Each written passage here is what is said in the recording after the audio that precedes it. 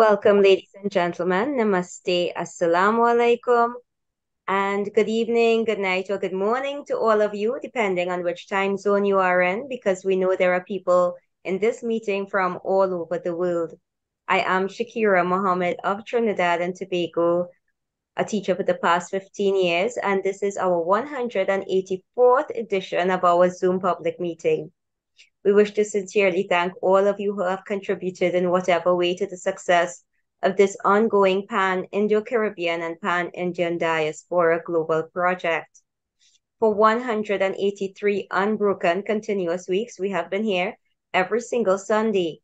And in the past 3 years, 9 months, and 3 weeks, we have featured 777 presenters from all parts of the world speaking on 183 topics. Ladies and gentlemen, this is a weekly forum being hosted by the Indo-Caribbean Cultural Center, a legally registered research and publishing company operating since 2010. And in order to continue this weekly program and to make it bigger and better, we are kindly asking for suggestions, volunteers, as well as donations, and you can contact Dr. Kumar Mahabir for details. Ladies and gentlemen, we want to recognize this week and we mourn the loss of one of our dear friends from Guyana, Vidanath Mohabir. He was living in Canada and was a writer, a scholar, and an activist, and he joined our meetings on many occasions.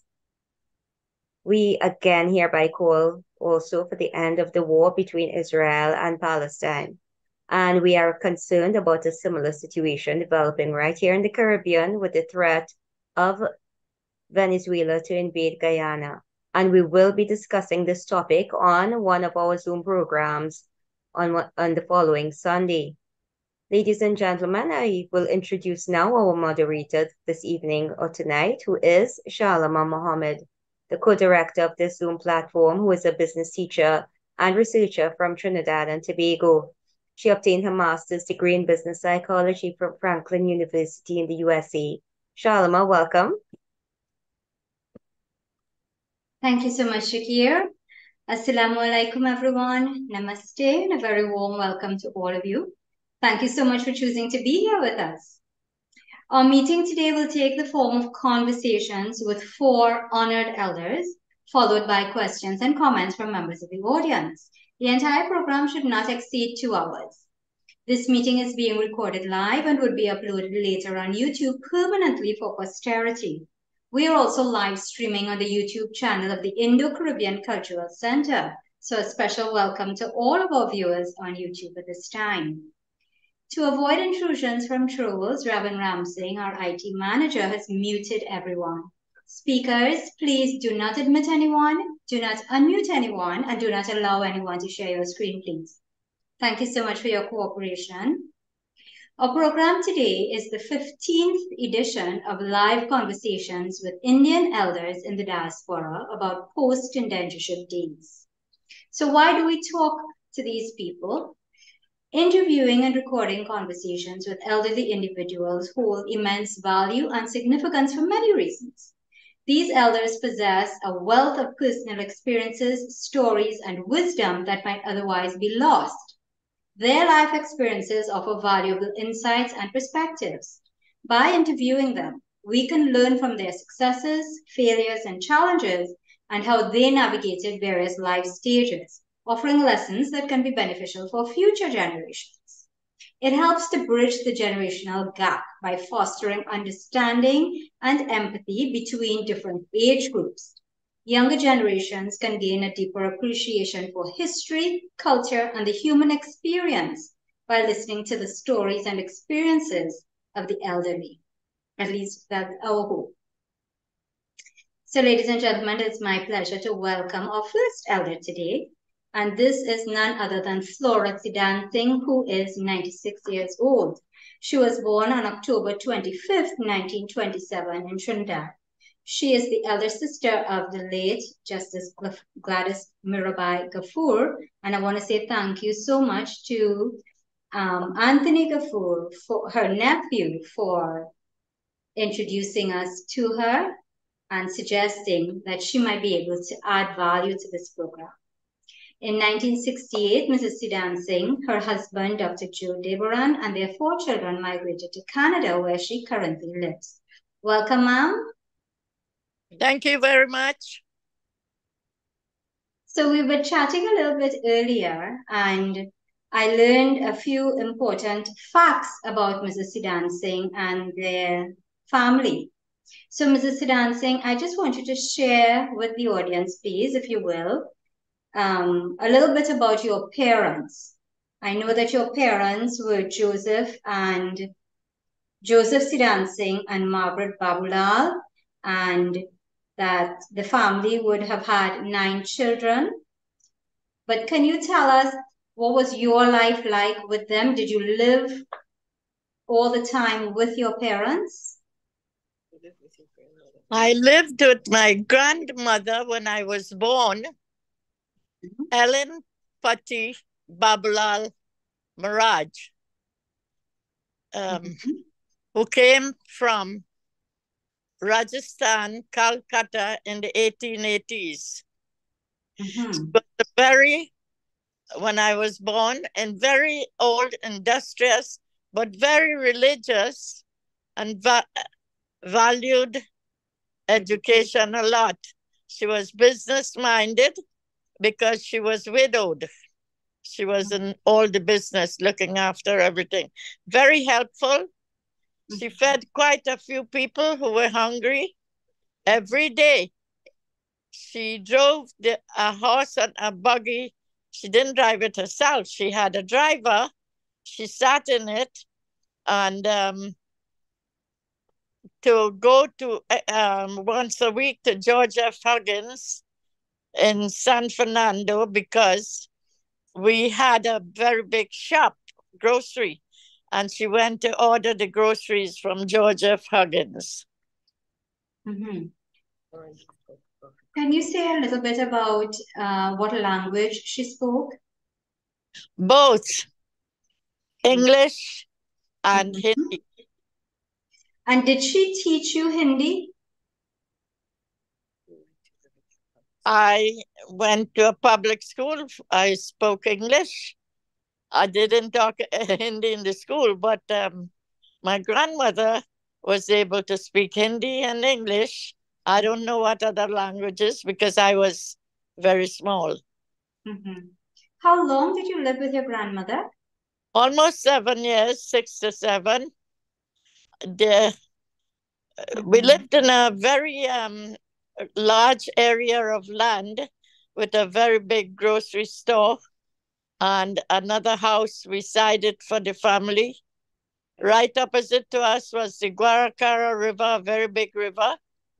And she was growing there a lot of fields of cocoa, coffee, coconuts, and we had a lot of oil wells.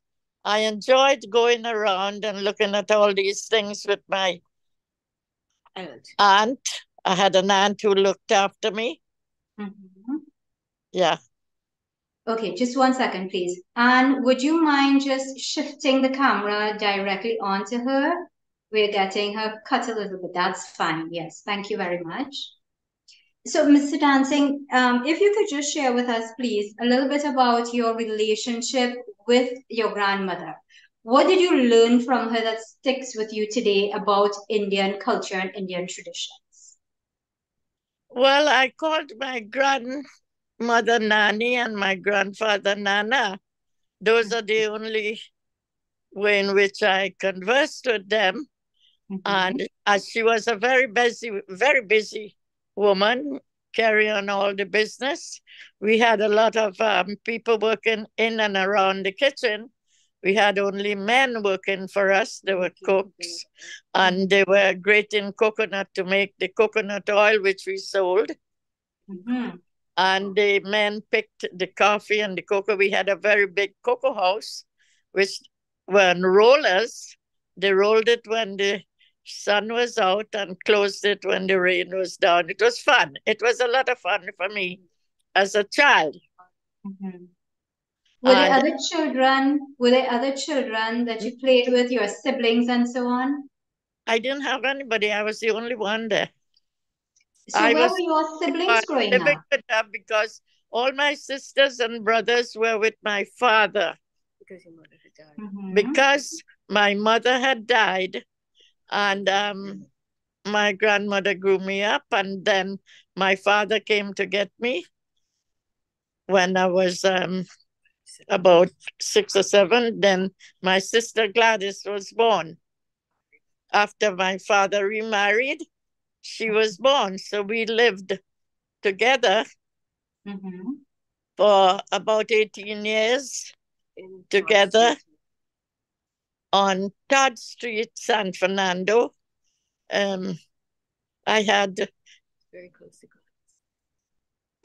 she and I lived together alone in the house with my mother and father.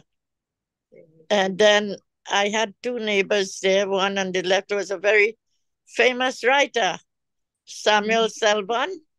Ah, interesting. Yeah, wrote a lot of books there.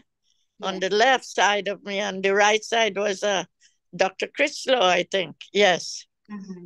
Yeah. So we know Mrs. Gladys Gafoor. She was quite an important figure in Trinidad and Tobago. She emerged to be so very important to us. Can you tell us what she was like as a sister? Well, we grew up when I was just about 6 or 7. She was born. She was a baby. So she was a little bit younger than I was, but we had a lot of togetherness. We were very, very close, as we were the only 2 left at home. All my brothers and I think 2 sisters had gone to England to study. They were so much bigger than we were. So she and I moved together all the time. We went out together. We went to parties together. We were escorted out by one of my brothers who was there. One was there to take us out and bring us back at night and be on the safe side. And we did our homework. She went to one school, I went to another school. But at night, we did our homework together. My father used to get up at 5 o'clock in the morning to help us with the homework and to see that we did good in math and English. All right. Those are I guess those are the 2 most important subjects anywhere you go. True. Yeah. So both of you are excellent students, I imagine. We both were. I'm proud of that. She was an excellent student. She did very well in all her courses, and she was good enough to be prepared to go like the others and study law in England later on. And I was pretty good in all my classes too. I also, after I finished high school, I attended Naparima Teachers College, and I became a teacher there. I got a scholarship. I was teaching at the Tranquility Government Secondary School in Port of Spain after I grew up, which was a very elite school. I got a scholarship from there to come to study in Canada. So before all of this, my sister and I had to separate after we grew a little older. She went to England. I came to Canada. But we lived very close to each other. We helped in the house a little, and we had this grocery store. She and I used to help on the Saturdays. But we had a lot of fun together. That was the important thing. We went out together. It sounds that way. It was fun, a lot of fun. Right, sounds that way. And you all were protected by your older brother and so on. So I see there it was a close-knit family. Can you share a little bit with us about the extent to which Indian culture and Indian heritage was a part of that family life? Was it at all? Yes. Yes. We believe in working together. What you say? We believe in working. We believe in working together to build collaboration in all social all social organizations. My father used to take us every Saturday morning to Skinner Park down there where they have a big park, and he made us ride a bicycle around the park at least once or twice. And I used to play lawn tennis, but I was the champion of Trinidad and Tobago in table tennis. Wow, fantastic. When was Yes. this? Very active in church. We were also very active in the church. My father, after being a school principal, he taught at the theological college, and he used to preach at the Susamachar Presbyterian Church every Sunday in Hindi and in English. And he took us both to Sunday school every morning. My sister was a good pianist. She played the piano very well. And we used to sing in the choir, and but her specialty was playing the piano. And she loved cats. She always had a cat on her lap, hugging and kissing and playing with the cats. We had a lot of friends. Okay, not my favorite pet. I'm glad to hear though that she loved it. So did you all have any other animals? We had dogs. I had a dog, she had a dog, she had a cat, but I didn't have cats. I'm not a favorite of cats. Yeah, me neither. Okay, But so we tell had me. a lot of friends. She and I, especially she did. But we did have a lot of friends. I belonged to a club, a very special club called the Table Tennis Club of boys and girls. And she, when I went to the table tennis clubs, she went to some other club. So we had our little differences in certain ways, but we were very sociable, and there was a lot of togetherness in our family. Excellent. Now, come back a little bit to your grandparents. Yeah. You said that your grandmother was from Rajasthan. Roger, where is it? Yes. Rajasthan. Right. My daughter wrote it down here. What is it? Ellen Patti was from Rajasthan. Was from Rajasthan. And they came in the 80s. And they came in the 1880s. Who is the next one? Your My grandfather was Babalal Maharaj from Calcutta. Yeah. And they lived in Williamsville. Okay. And so those are your mother's parents. Tell me a little bit about your father's parents, please. Oh, God. I don't know about my father. Let me see. Sidhan came from Rajasthan. Siddhan Singh was my father, Joseph Siddhan Singh, from, where is this? He was born in Trinidad. Was born in Trinidad. And his father, Sidhan, is from Rajasthan. His name was Sidhan. Sidhan. And his mother was Lakshman. And his mother was Lakshman Bihar. From Bihar. And where did they meet? Do you know? In Trinidad. Well, in Trinidad. They married in Trinidad. Well, of course, you have to see each other to meet. Somewhere in Williamsville, they met and they got married, and they had Joseph Siddhan Singh. Yeah. Somewhere. Now, earlier in our conversation, you had mentioned, and correct me if I'm wrong, that both Siddhan and Lakshman would have returned to India. Is that correct? Yes. Yes. So, since they returned to India, how many children did they leave here, including your father? Two. Yeah, two. Your father and a brother or a sister? Yeah. Yes. A brother. Yes, I think so. Okay, so how old was your father? His name was David. A brother David. Okay, so Joseph and David, those are not traditionally Indian names. But everybody had a Middle Indian name. That is their first names. Joseph and David, and they had a middle name, and then dancing. So you believe they were converted to Presbyterianism? And they were coming from India. They were converted to Presbyterianism. Yeah, we belonged to the Presbyterian Church.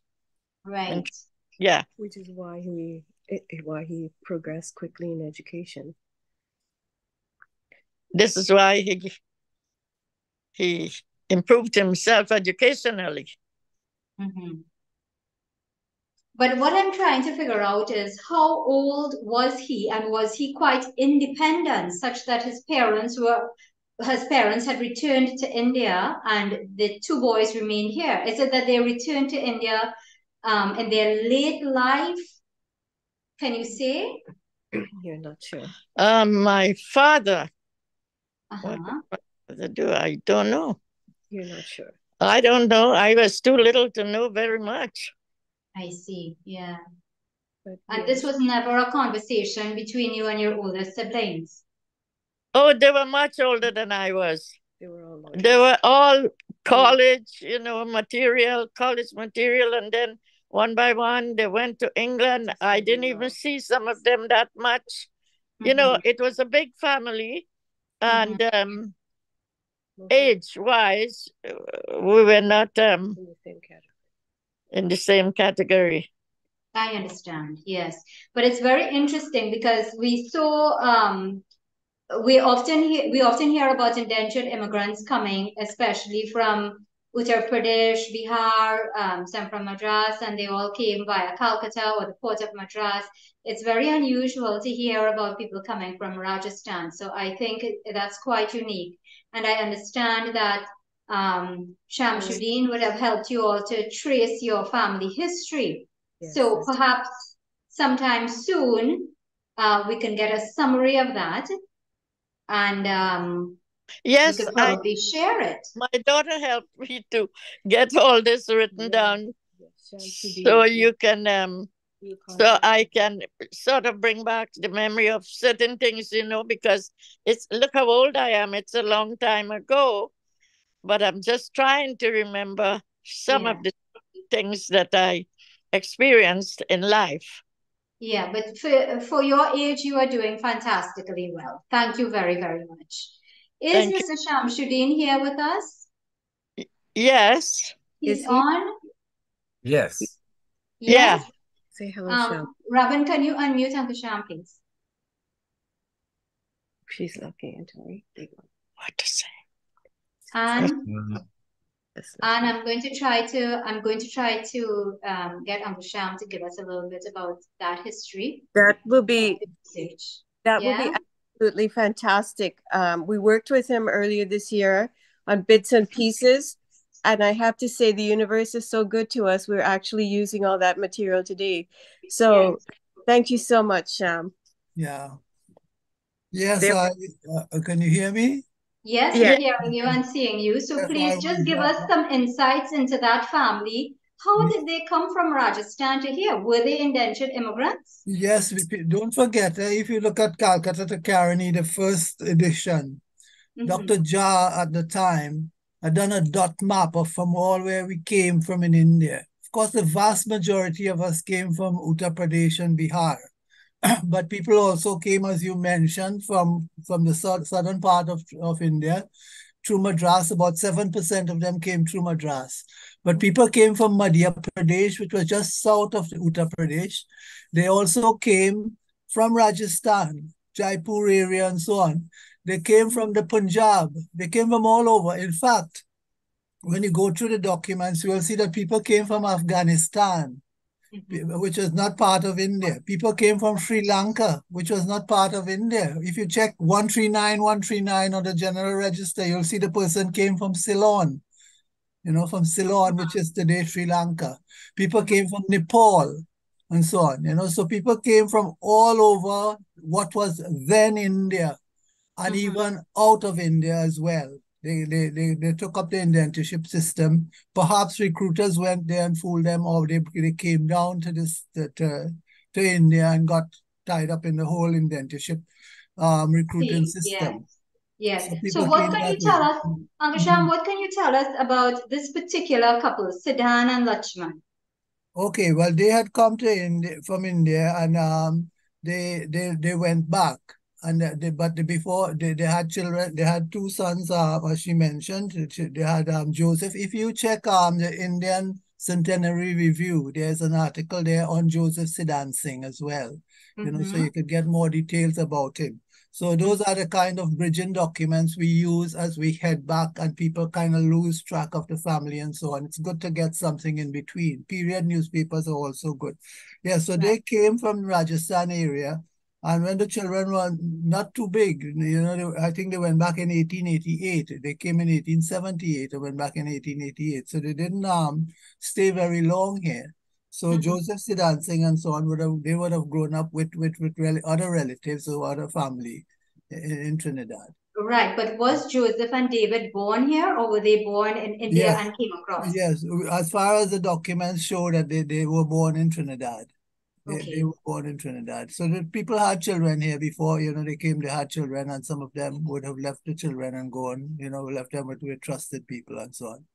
You know, so those things would have happened, yeah. Right. So you said that they might have grown up here with families. So does that mean that when Siddhan and Lakshman came, or perhaps Lakshman, he came with family members? It could have been Jahaji family. Eh? Sometimes blood family didn't always come with them. But remember the kind of relationship that was set up on the boats and so on. People grew very close together.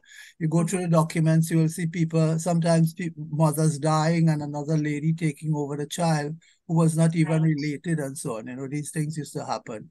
So people looked after each other in that way. And who knows, they might have been related. You know, if you're cousins and coming to Trinidad, that relationship is not shown. If you are siblings, it is shown. You know, if you're children of part of the family. But if you are very closely related, other than that, what I mentioned, it may not be shown in the documentation. Okay, right. So thank you very much for that. I want to ask Ravin, please unmute Mr. Anthony Gafoor. Now, ladies and gentlemen, Anthony is very close to us. And so this is his aunt that we are speaking to. This is his family background that we are discussing. And so I'm opening the floor. Anthony, please, you go ahead, ask your aunt whatever you need to, or clarify whatever you need to. Go right ahead. Thank you very much, Lima. Very kind of you. And again, greetings to everyone. And of course, particularly to Auntie Flora for kindly sharing some wonderful thoughts about the background there. And of course, how it related to your relationship with my mother. So the one question that I did put in the chat was, of course, you talked about converting to Presbyterianism. And I know my grandfather, my mother's side, was very active in the Presbyterian Church. But my particular question is, how important would you say it was to preserve Indian culture, and was that affected by converting to Presbyterianism? Answer. Very, very important to preserve culture. Say it. Very important to preserve the culture. David, cousin David. Hi, Anne-Marie. Good morning. Mom and I here together. I have to say that being from Indian culture is what gives us a reason for being and living and expressing who we are. While my parents converted to Presbyterianism, coming to Canada and having Indo and Caribbean, people just think of the Caribbean as many people who were of African ancestry. But Indo-Caribbean values and ethics and ambitions are very strong within Indo-Caribbeans. They want to do better. They want to, from the time they wake up in the morning, the way that they look to the sun, you know, to have a positive day, the way they eat in the morning. You know, they here in Canada, so there's so many Indo-Caribbean organizations for older people, young people, temples. My mother was instrumental in opening up the Naparima alumni with Harold Naftali back in the 70s. So this Indo-Caribbean culture brought people together. It reinforced their traditions and values of family, integrity, ethics, striving to be the best at what you can be, you know, helping others. Indo-Caribbeans here have so many charities. There are, unfortunately, with the amount of new people coming to Canada as refugees, there are many refugees here. And when you look around, it's the Indo-Caribbeans, whether it's a temple or a mosque, that are feeding people every single day. So the generosity that they have, you know, the deep faith that they have, they know that life is not about themselves, it's about helping others. Together, we are stronger. No matter who you are, you have something to offer. Our household, we've lived here for 57 years. And my brother he just retired a few months ago as a principal. And he created a group of principals who can help visible minority students in math and science, because they're kind of like missing, you know, in the big diaspora. And I myself volunteer on different organizations to help food banks. So this aspect of charity in Indo-Caribbeans is very strong, excelling in education. Indo-Caribbean people like math, they like science, they like to find out the way things work. And I find that Indo-Caribbean people are always laughing, they're always smiling, they're great at communicating ideas and creating a vision. Because when you look at the Indo-Caribbean people, I think your relative and our relative is Mirabai Espinay, and she is a writer and a professor at U of T. And we have Shani Mutu, we all know V.S. Naipaul. There's so many writers who can get across ideas of who we are, and this is across our diaspora. And I think one thing about Indo-Caribbean people is they welcome others. They're not just about our religion, our place. They're very, very open and inclusive, and they want to see everyone do well, no matter what culture, religion, place they're from. We open our doors and we help one another because we want to see the betterment of society. And from the times that I met Auntie Gladys, I know her principles, I know her ethics, I know her standards, and I know that she had a deep understanding and compassion for people and their problems. And she used to tell me, well, you know, I understand what happened. I understand their background. And she used that to make her decisions and in her career. So coming from those Indo-Caribbean values and roots is what has powered us and fueled us. And my brother also created a scholarship at the University of Toronto to help any student who is studying our diaspora, because we want to help others. So I hope I said. And I know that scholarship is in the name of your mom and your dad, but Yeah. is it for Caribbean folk, or the Caribbean diaspora, or is it for the Indo-Caribbean diaspora? It's the Indo-Caribbean diaspora for anyone who is studying any aspect of Caribbean studies. Excellent. Okay. So thank you so very much for sharing that. Anthony, you have any other questions?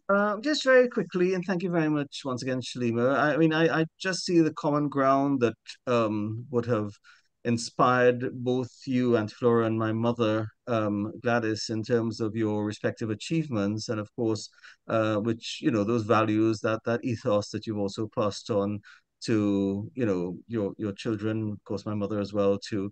And I think it really repays close attention, the extent to which that migration, in a sense, from India to Trinidad and Tobago, and then, of course, subsequently to Canada in the case of yourself and Uncle Joe, and you know, in relation to my mother, my dad also moving to the UK and then back to Trinidad, and that consistency in terms of, as you say, the emphasis on education, and of course, which Anne-Marie has elaborated on, and I think it says so much that, you know, many East Indians saw this as a means of rising out of the challenges that they would have faced in all sorts of ways. So thank you for that. And I think my only other question would be, again, and again, I don't want to monopolize things too much, but the extent to which you would say, you know, you talked about this, and I did share this at my mother's funeral, the extent to which, you know, your dad would have preached in both English and Hindi. And so that in some ways would suggest that those to whom he was preaching also shared that sort of background.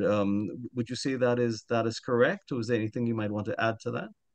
Yes, there were a lot of Indians. See, there were a lot of Indians who spoke Hindi and English at the time. What? Yes, there are a lot of Indians. Say it. David, yes. Sure. My mother said there are a lot of Indo-Caribbeans who spoke Hindi and English fluently at that time. It was a fluid language between them. And so when they came to Susamachar, they felt very comfortable hearing their own language spoken. Okay. Okay. I could understand some Hindi, David, can't you? I wish, but I think that is something I need to work on. You have to work on that, because So I can understand Hindi, believe me. I'm going to be inspired. I do understand Hindi. My father spoke so much Hindi throughout my lifetime. Yeah, I'm going to. I do remember it a little bit. I'm going to be inspired by your example. Thank you very much, Shalima. Thank you very much. Nice in your face on this TV. Thank you very much, and likewise. Okay, so Mrs. Sudan Singh, thank you so very much for sharing your life history and that of Mrs. Gladys Kafur with us. And Anne, thank you for facilitating. Anthony, thank you for connecting us. And Uncle Sham, thank you for adding your piece to it. Thank you very much, you all. Many thanks. Thank you very much. God bless you all. You too. Okay, so ladies and gentlemen, that was Mrs. Flora Sudan Singh, originally from Trinidad, now living in Canada. And we move on now to our second speaker. This is none other than Dr. David Subran. He's very, very familiar to everyone on this program. He's 84 years old, and today we will hear a little bit about his story. He's a descendant of Indian immigrants in Trinidad. He worked in a sugarcane plantation. He became a welding teacher later, and he received a scholarship to go to the university, where he obtained 3 degrees in education. Dr. Subran has prepared a presentation for us, and after that, we will go ahead and we will pose some questions of our own to him. Welcome, Dr. Subran. You can go ahead with your presentation.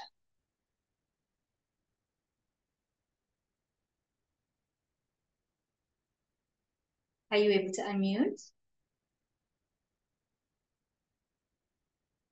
Dr. Subran?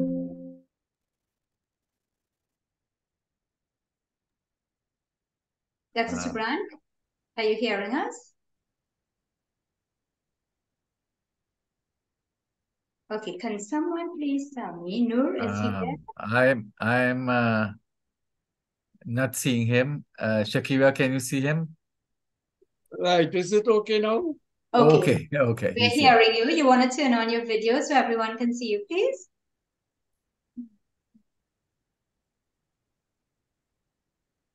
Right. Okay, excellent. So go ahead, please share. Go on to the second slide. My father's parents, John Leah and Subrana, arrived in Trinidad by the urn in 1896 with a 9-year-old son, Ragbir. They came from Barnsley village in Balia, near a large lake called the Sahara Tal. My father was born here in Trinidad at Woodford Lodge Estate in Chaguanas. My mother was also indentured stock who came to St. Vincent and resided in Chile Village in Georgetown, where for some reason or another, their efforts to anglicize the immigrants were very, very successful. So she ended up with the name Bailey, which I have had 2 explanations for that. One, that she was given, her ancestors were given the name of the estate owner. And secondly, that it really was Bola. and was miswritten. Well, because of the early death of my mother's father and abject poverty, she came here at an early age to live with an aunt in San Juan. And while my father grew up as a Hindu and could write letters in Bhojpuri for people and so on, he tried to teach us, but we laughed at that. And my Vincentian mother was strongly creolized and was a devout Anglican, singing in the church choir and so on. They had 8 children, of which I'm the eldest. So we grew up in a dual culture environment of Hinduism and Christianity. Next slide.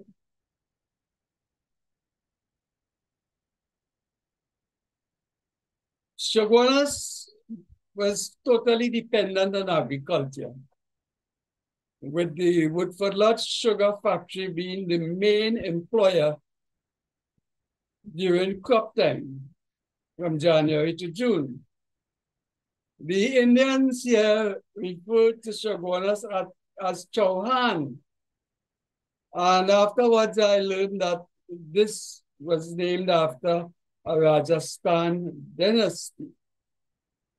We have the Lion House of the Capel Days was a major building in Chaguanas. Pavements on both sides of the road was the original Chaguanas market in front of the Lion House and that area going up to the Catholic Church. And it operated mainly on Saturdays until it was moved to the present location in about 1948. Most of the vendors were Indians, and some market vendors later progressed to become owners of large corporations. Next slide. Some market vendors here later progressed, and for a brief period during World War II, there was a wave of prosperity so that my father as a tailor earned some money. However, when the Yankees went away, there was a recession. Some Indians, such as the Siram Marads, the Ghanis, and the Makans, became prominent in cane farming, and others ventured into small trading, small stores, and so on.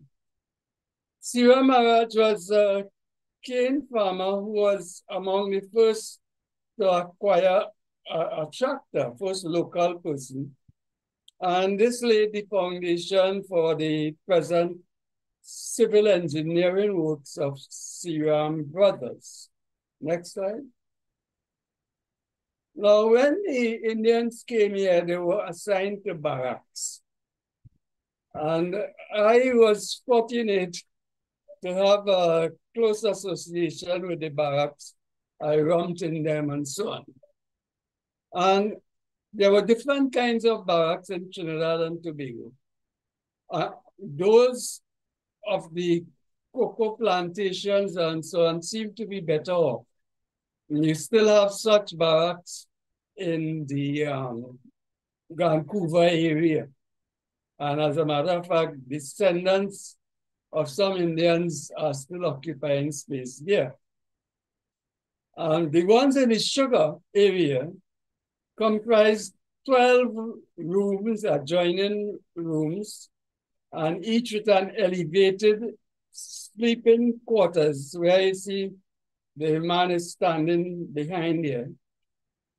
And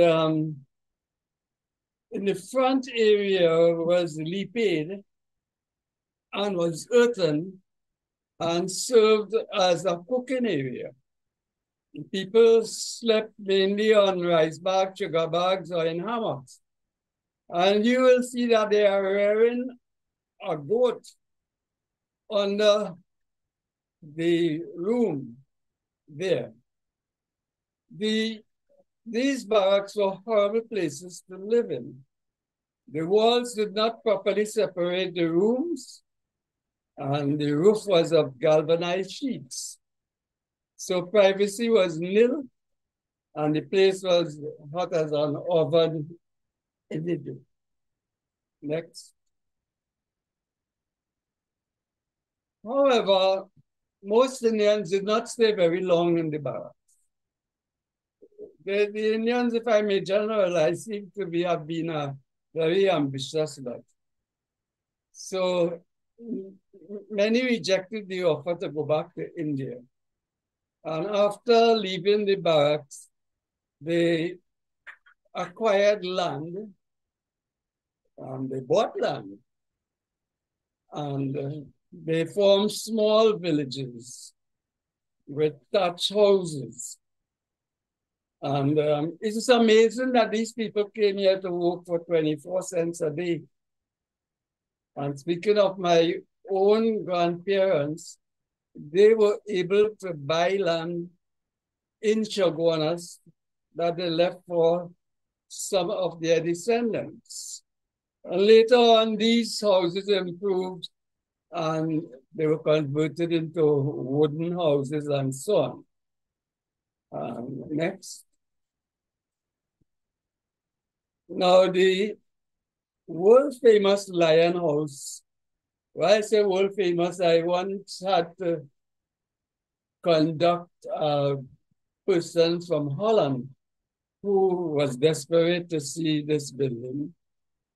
Unfortunately, it is covered with vines and so on. It's really a shame on the people and government of Trinidad and Tobago.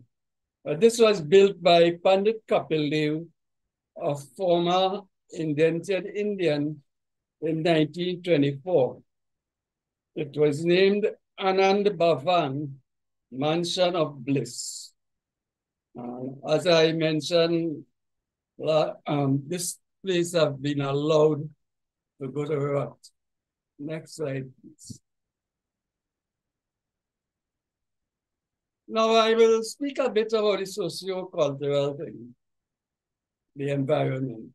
Rum was the scourge of the villagers and brought many men to an early death.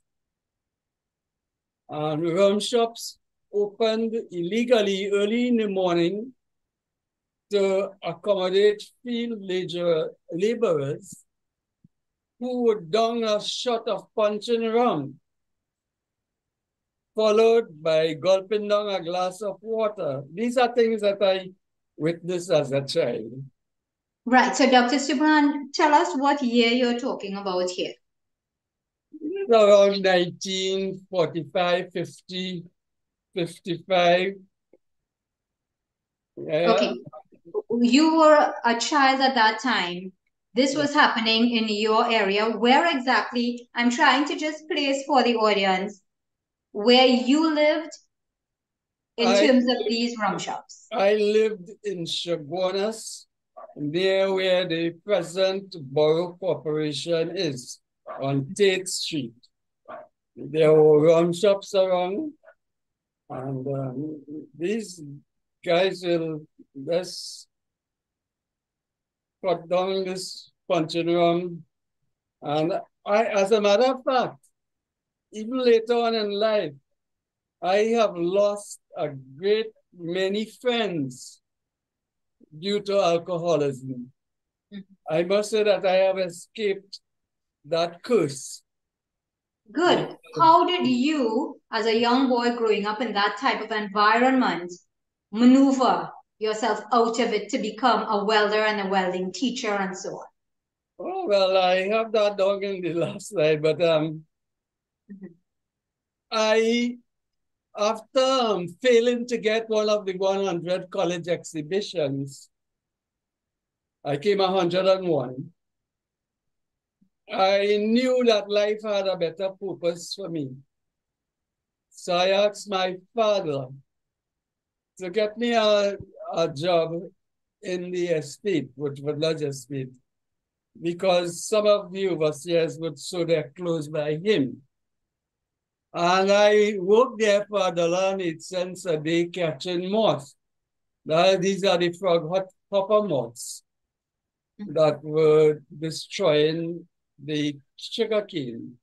And it was great fun for me at 12 plus to get this, catch these frog hoppers. And when you caught frog hoppers, what did you do with them? oh, we killed them. Oh, okay. Because they were, the caterpillar from these things could bore their way right through the cane. And later on, they used insecticides to destroy them. But after working there for a period of about a year, a little more than a year, I was told about a technical school in San Fernando called the Junior Technical. And I applied and went there and paid my way. It was $1.44 a week to travel by train, and paid my way from my savings. And I dare say from that time, my parents never spent money on me. And in that school, I wish they could have schools like that again. It's not to be confused with the San Fernando Technical. We had some glorious teachers who knew how to motivate people. We were taught woodwork, metalwork, maths, geography, science, communications, and so on. And following that, I wrote the exam to become a shell apprentice. And to my amazement, I was successful. And I joined the shell company as an apprentice welder and lived in the hostel there for 5 years during the apprenticeship. So during the apprenticeship, you would have moved, you grew up in the barrack, is that correct? No, I left Chaguanas and went Point Fortin to live. Right, so you were living in what type of facility in Point Fortin? Right, there was a hostel. The last time I went up there, I saw the shreds of it. It was near the hospital. And we were in this hostel. And it was a sort of discipline regime. At 6 a.m. in the morning, you had to go running and exercising. And then you shower, had breakfast, and went to work. And there was practical training and a lot of theoretical training on principles of electricity, physics, mathematics, to the calculus level, and so on. Okay, so question. Tell us about the others who were at the hostel. How many people there were like you, Indian? Yeah, there were about 70 or 80 people, a lot of in a mixed race environment. But you had some Indians from Debe and Penal and so on. I don't know if you know of Ram Maharaj, who passed away earlier this year. He was a great person there. And there was an extra curriculum regime in the evening. So we had dancing classes, not Indian dancing. We had dancing classes and literary pursuits, debating, drama, scouting. As a scout, I represented Trinidad and Tobago in the World Jamboree in 1957 in Sutton Coldfield in England. Wow. Went by ship and came back by ship and actually spent about 4 months over there. Did you enjoy that experience? Very much. We toured England and Scotland, and I get to, I came to understand what it meant to be civilized. But people in those days in Chaguanas referred to other races in derogatory terms, and there was often distrust among the races. I'm happy to say that this tendency has largely died out. But I observed that some Indians sought to improve their social standing by giving their children anglicized names and joining religions such as the Anglican, Catholic, Presbyterian, Evangelical, and so on. The major Hindu temple was the Kutia, that is still located near the Borough Corporation. And the Muslims had their mosque on a compound in Peter's Field. And the major celebrations were Ramdala, Diwali, and Hosei. And in 1944, my father took me to view a fire pass in Chaguanas, where State Park is now located. I will describe these and show some paintings of them from the next slide. And perhaps you can also tell the audience how you became an artist. Well, as a person who did technical drawing as part of my welder training, I learned about perspective and so on. And sometimes we will have to climb up heights and make quick sketches of the piping arrangement that was required and so on. So I used to draw, but later on after retirement, I just got this urge and went across in Deltex and bought some supplies and started painting. I mean, people used to really laugh at my initial efforts when I show my wife what I thought was so. She said, "Who is that? You join him." But a major cultural thing in those days was the Indian wedding. And to me, this was extremely interesting.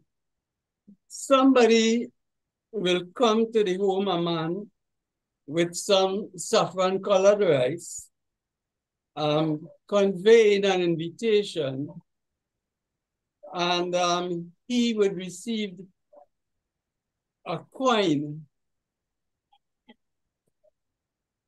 He will receive a coin. And when having received the coin, he will tell you when is the wedding and where it was and so on. Then there was the Matikuru procession, where to ensure fertility, where you dug dirt and so on. And I have painted representations of all this. A lot of people, very few people interested in these things. Usually there was entertainment. You know, the cooking night was something that I didn't used to miss at all. So people will be cooking all the big roti and so on and stirring huge pots, people chopping up mango. But there was also some entertainment. And on top of that, there was always this vibration and the hypnotic beat of the tassa drums, which somehow, listening today, I find it sounded different. In those days, it was more compelling. And no invitation was required to attend the wedding day ceremony. Everybody could walk in and pick up a fig leaf and sit down there, and you will be served with your pumpkin and rice and all these things we call bolas and so on, and have a good time. And there was no racial division. Chaguanas was multiracial, and everybody would just freely walk in there and enjoy what they had there to offer. And the young boys will go there to watch the procession of beautiful ladies dressed in their finery. As a matter of fact, my father met my mother when he attended a wedding in San Juan. Next slide, please. And how did you meet your wife? I met my wife in the bank. In the? In the bank in Chaguanas. Oh, okay. She was very a stern banker. I see. Now, the same fire pass that I went to see at that early age it was a tradition of the Tamils. And you had many Tamils from South India. They came here as indentured laborers. Many years later, I lived in Tamil Nadu for about 4 or 5 months while I was on scholarship. And some of these people carried some very long names, but often it will include the word Sami or Pillai. And there was a strong Tamil presence in Bosnia near Port of Spain. So my father took me to witness this. And there were people slowly walking on burning coals. And that fire had been burning all day. So in the night, these guys will slowly walk on the coals. And this took place in Chaguanas, behind something we call Gandhi Memorial Hall, now replaced by the Vedic School. And on that ground, which is now called State Park, it was a very open playground. Yeah. Okay. Next slide. There was Hoseh. And although Hoseh was a Muslim event, it attracted followers from all walks of life. In Hindu, Africans, everybody will come to this thing. It's observed as a reenactment of the killing of the 2 grandsons of the Prophet Muhammad and so on. And at the end, the Tajas were finally tossed into a suitable body of water. Now, somewhere Dr. Subran, did you participate in Hoseh at all? Yeah, all of us would jump up behind this thing and go ahead. When you say jump up, what do you mean? Well, the procession always had people dancing the moon and so on. And these things that they carried. And in this painting, you see the moon on the ground after the regiment people, the police shot them. So, but I am using Hoseh to leverage on a most important event, that there was the killing of a celebrant in 1883 in Endeavour. And the British decided to ban this thing. But the people did not accept that, and they defied. And there's a book written by Anthony de Vitale that gives a good description of that. And the soldiers were waiting. There were people from a battleship anchored outside San Fernando, and 2 entrances to San Fernando were guarded, and one by Captain Baker in Monrico, and this other one, which is depicted of crossing. And they read the riot act and started shooting on both sides. And a large number of people were killed. You would hardly find this in our history books. Yeah. And they were buried down at the end of Mukurapo Street, where the market is at the present time. The San Fernando market was up by the library corner. And Carnegie wanted that site for the library. So they had to shift the market. And when they shifted it around 1919, somewhere there, and they were building the new market in Mukurapo, they unearthed some bones. And these are things I personally believe we should never forget. Next slide, please. It's true. Dr. Subran, can you just move down a bit, please? Keeping in mind time, because I really would like you to share your other paintings. And for the members of the audience, these paintings that you all are seeing are all Dr. Subran's. This one is of Ramdala, and I live right next door to our Ramdala ground, which is the Invictus ground in Chaguanas. And I used to witness the making of the Rawan in the Kutia and so on. And shooting of arrows on that final day and the burning of the effigy. Next slide, please. The male child was much appreciated in the Indian homes. Males, especially the firstborn, such as I was, would be paraded around the village by female relatives to gain the admiration of others. Most people I encountered in those days were very color conscious.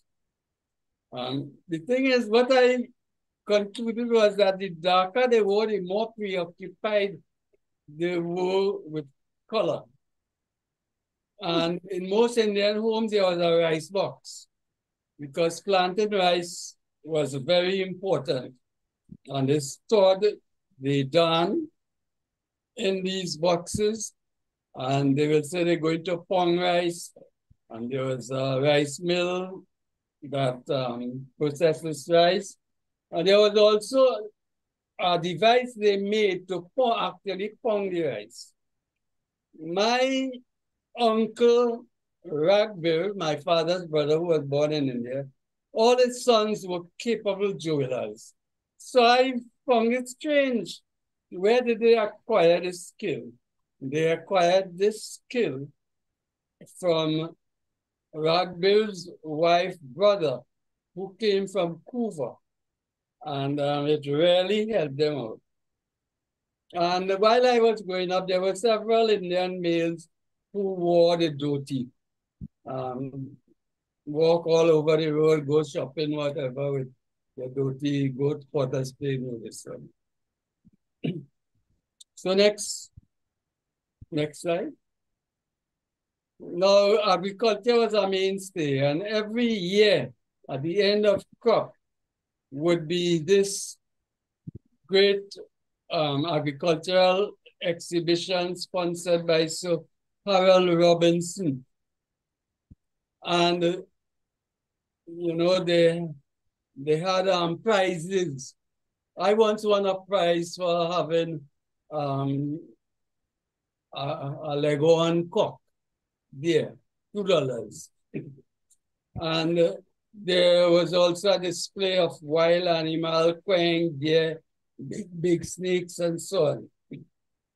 In the painting, we have the white overseers playing musical chairs on horseback. There was tug of war between whites and blacks, and from my experience, the whites always won, and that is because they wore their cork-heel shoes that they could dig in. And in the middle, there would be the final act, the climbing of the greasy pole, in which people try to go up this freshly peeled pole coated with grease. And on the top was the prize of an envelope with $5, a ham, and a bottle of rum. But the Indians in particular paid great attention to education. They knew that it will lead to social mobility, especially in Trinidad. And my own mother and father would labor to interest me in education. My mother was well read. She could recite all the stories by Dickens and so on. There were government schools, youth schools, and so on. And, you know, a few Indians resented having to trade their culture and language in order for their children to be educated. So on my street, before I was born in 1951, somewhere there was a Hindu-Muslim school on Tate Street. But that had a lot of quarrel and contention, and it closed down in 1935, but I know the site very well. And this renewal of the culture also improved with the introduction of Indian films to Trinidad. And then we cannot ignore the efforts of the Mahasabha and Astra TIA for bringing their own schools here, which are among the best in the country. Next one. Well, as I said before, I failed college exhibition. I came out 101, and I was very glad for that. Because working in construction as a welder gave me the freedom to move around, and I was able to join on a rice boat with 3 other Trinidadian youth when I was about 22, 23 years of age, and go to Guyana.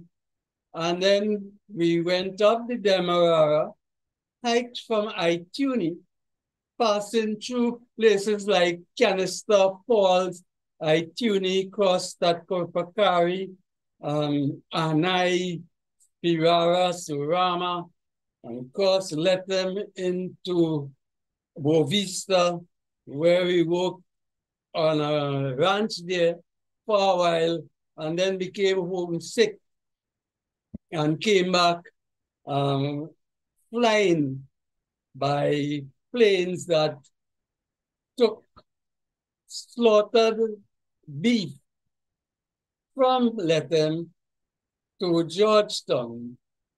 See, before that, they used to have to drive the cattle straight down on something called a cattle train, which is what we followed in going to Lethem. So I started teaching welding, and in the teacher training exams, I came first. I received a scholarship to go to Mona. I was first refused because, remember, I didn't go to secondary school, but I had City and Guilds of London in welding. And when they refused me, I wrote the council. I was never hesitant to write letters. I wrote the council, and I got one day, a Corpus Christi Day, I got a cablegram stating that I was accepted and to send all my things. And once I entered the university, I told myself I'm not leaving these things until I reach the very top. So during my first degree in Mona, I did a Master of Arts here in St. Augustine and a PhD, looking particularly at technical and vocational education. I gave all of my theses to the Ministry of Education. Last time I heard they couldn't find anything. And I have stopped beating a dead horse as far as that is concerned. I also got a scholarship to study in Chennai in India. I did advanced curriculum development there and toured places like Kerala and Hyderabad and in Madras and so on. And I could tell you that every day I walk there, I thank my grandparents for taking that decision to come to Trinidad and Tobago because social mobility was more achievable here. I have worked after retirement as a consultant. My last project was in Grenada, and I have been a consultant with CARICOM.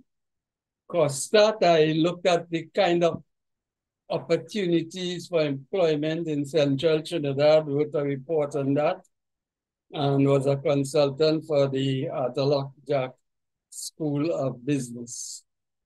You've done extraordinarily well, sir. Extraordinarily well. Let me just finish this part. Because my research and findings cannot impact on the local scene, I took up painting to assuage my temperament. And these images of the past that keep knocking on my mind, I put them together. So I have a lot of these things, but you know, I wish they could generate more interest. I have them there, most of them unsold. Thank you very much for this opportunity. Thank you so much, Dr. Subran. You've shared your life story with us, and it's quite amazing, actually. And so perhaps we need to bring you back on another occasion to share some of your research. Is that okay with you? Right. So. Excellent. Yes. Thank you very much. Ladies and gentlemen, I hope you've enjoyed that presentation by our elder Dr. David Subran. And at this point in time, speaker, rather born in Guyana, she is living in the US right now, and I'll introduce you to her in a few minutes. It's just that her birthday is coming up very soon. She will be 81 in December on the 19th, actually. So we have a nice little song that we hope all of our elders will enjoy, and especially dedicated to her. So Ravin, can we please bring up this song? It is Ura Jabba Jabba Zulfe Teri, meaning whenever your hair flies, and it's from the 1957 movie entitled Nayadar, starring Dilip Kumar and Vijanti Mala. Ravin?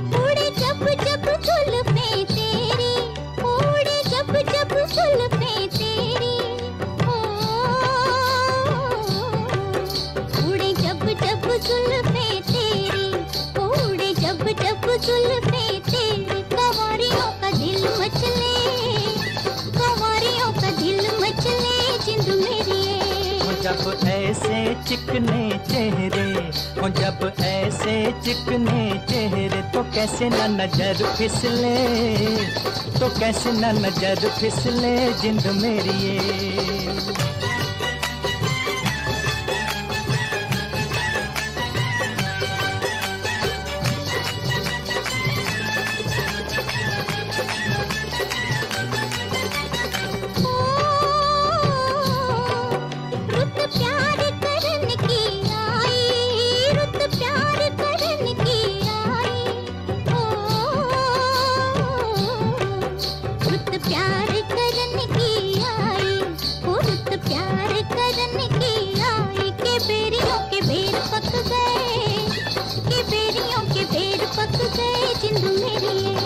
कभी डाल इधर भी फेरा, ओ कभी डाल इधर भी फेरा, के तक तक नैन थक गए, के तक तक नैन थक गए जिंद मेरी ये।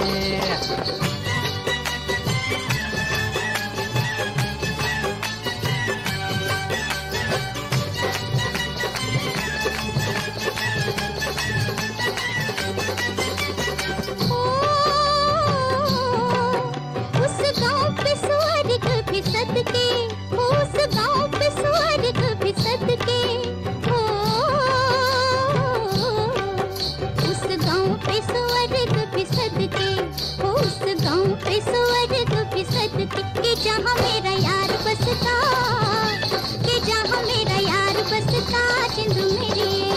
पानी लेने के बहाने आजा, ओ पानी लेने के बहाने आजा, के तेरा मेरा एक रास्ता, के तेरा मेरा एक रास्ता जिंद मेरी ये।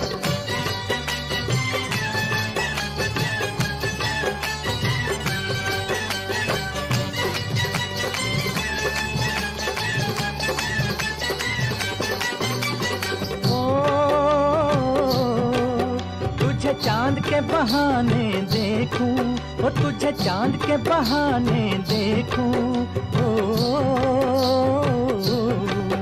तुझे चांद के बहाने देखूं, ओ तुझे चांद के बहाने देखूं। तू छत पर आजा गोरिये, तू छत पर आजा गोरिये जिंद मेरी ये।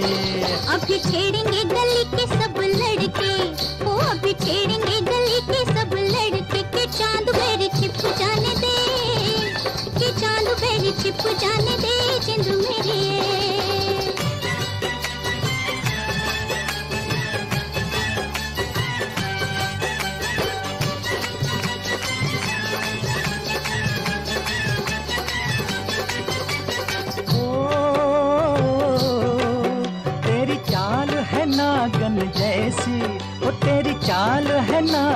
जैसी हो,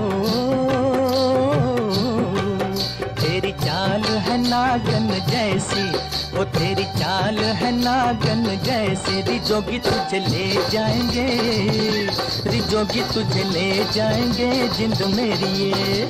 जाए कहीं भी मगर हम सजना, हो जाए कहीं भी मगर हम सजना, ये दिल तुझे दे जाएंगे, ये दिल तुझे दे जाएंगे जिंद मेरी ये। So I hope you all enjoyed that. Thank you very much, Ravin. That particular song again is it was done by Asha Bhosle and Mohammed Rafi. That Mohammed Rafi is also a favorite of our fourth speaker. So I hope all of you enjoyed it. So let me introduce you now to our third speaker, and this is Bibi Nisha Ghani. She's 80 years old, and as I said before, she will be 81 very soon on December 19th. She was born in Guyana and she migrated to New York in the US. She has grown up in an Indian household, and she has been known to mix her own masala, administer homemade poultices to her family when ill, and enjoyed some time in the sugarcane plantation, which was owned by her husband. Welcome, Bibi. How are you? Good, thank you.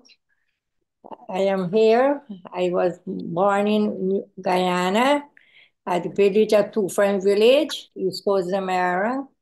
I born 1942, 19th of December, and I live with my parents then. My father's name is Ishmael Khan, and my mother is maybe Amlun Khan. We lived there, and I get married. I was 16-year-old.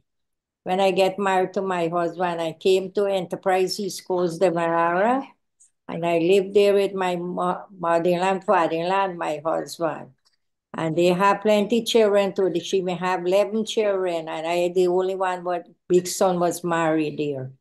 And I live with them, and I get my children too. I get my big son, was Omar, one named Rashid, one named Ayub. My daughter is Farida.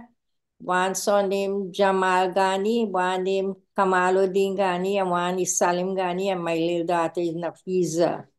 I live there, I get 8 children and live with them, and I grown up with my 8 children them. My husband was working in the cane field. He work every day, and they bring money to maintain my children them. So usually we buy cane field, and we work in our cane field. My husband work in the cane field, and sometimes carry me go to help him in our own farm. We get our own farm, and we live there, and we get my children them, and I get them married, and so we get to come over here in New York. I came here 1997 in New York. And I live here, and I bring over two of my children was over here. My big son bring me over here. And then we live here, and then I find my 6 more children and bring them come. My husband bring them come. And we live, and we go battle our life. My husband worked very hard in this country to bring them over. And I stay here, and I bring 24 of them. My husband bring 24 of them. And we try with them. Well, that's impressive. Can you tell us a little bit about what you used to help him to do on that sugarcane field? Well, as usual, when we cut the cane, and like Sunday, we cut the farmer cane, it's farmer cane, right? And when I go with him, we burn the cane trash, and then we replant when some of the cane was die, right? So we just plant back new cane. Then when the cane grow up, we go and clean it out, and we throw manure, we fertilize the cane them and let them grow back. And when they grow back, like we go and don't trash them out a little more, clean the field them then, clean them out with grass and vine and thing. And then till the next crop, you just get like if we cut this big crop, till next year, big crop again, we cut again. And then we go and we plant them, we do all financing with them, clean them up and do everything with them. And I share my children with me and he, and let's go with them.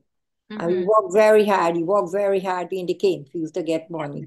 Yeah, cane is hard work. When you all cut the cane and so on, what happens next? We just put it in the pond, we cut it and fresh it out and put it in the pond. And the pond is dry. The estate must send tractor to carry the cane to the factory to grind. Which factory? And more factory. Ah, okay. And more factory, the cane does go and grind. So, do you feel that you all were paid sufficiently? Yes. Yes, we work very hard to get up in things, and so we work very hard. My husband worked very hard with my children, the big children. Right. So you would wait until crop season to get paid. Yes. How would you earn money in between? Well, my husband's working the estate. Okay, so he had his own private cane. No, he work in the estate. Well, the one we buy farmer cane, that you call farmer cane. That you buy the private one what we buy. And he just work in the estate. He just work in the sugar estate and more sugar estate. He just work. Okay. So he was running two things at the same time: his own private cane farm as well as working on the estate. Yes. Yeah. Okay. So tell us a little bit about home now. What were you doing at home while he's at work? Well, I just take care of the children. I just cook, clean, plant garden, mind chick fowl, dog, everything I just buy. Plant your own farm and garden thing and get your own greens and thing. And when my husband come home, he just go and catch fish. We just get fish and cook. Everything we just do. Make up your own living. Who taught you to cook? My mother. So I know you all cook a little bit of some different things from us in Trinidad, and then again, very much we just cook similar. a lot of. Yes, we just cook like if I'm making every day. I just make dal, peas, right? You know about dal. Yes. Every day I cooking dal because I have plenty children, and when you cook the curry is not enough, so you make the dal and you go with the curry. Yeah. So how did you make your dal? Tell me how you make your dal and tell me how you mix your masala to do your curry. Yes, my dal, when the water hot, you put 1 pint of dal, you wash it and put it in the pot.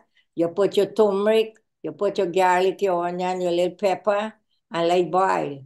And then after that, when it boil, it melt, you go to it, you take the dal, you go to it. When you're ready, you chunk it, you put the oil, you put a little bit jeera, you put a little bit cut up garlic, and you chunk it. So you make the dal. Right. Sounds the same way like we do it. I don't season it up quite as much as you do. I wait until the end when I'm chunky and to add everything. But okay, sounds similar. Tell me about your masala. Well, the masala, I have it here. This is one. These are the plain one I put here. This one. This is one. And then I put the jeera. I got I just mix this thing in it. One is methi and one is sarso. 2 days in a packet, right? And I put the mangrel. These are the mangrel. And then I put the spice, the cinnamon spice. Then I put this leaf, the spice leaf. All of that I just make, and I put jeera. And then I put this clove. I just put little clove. And then I got the turmeric. The red turmeric was used. You put in the masala brick, and all of that you just put in the masala, and I mix it up. When I mix it up, I wash it. When I finish wash it, I put it to dry. Then I put it and parch it. Then I got a coffee mill, and I just grind it up. And I pull it in a container. Watch I pull it in here, watch I get it in full.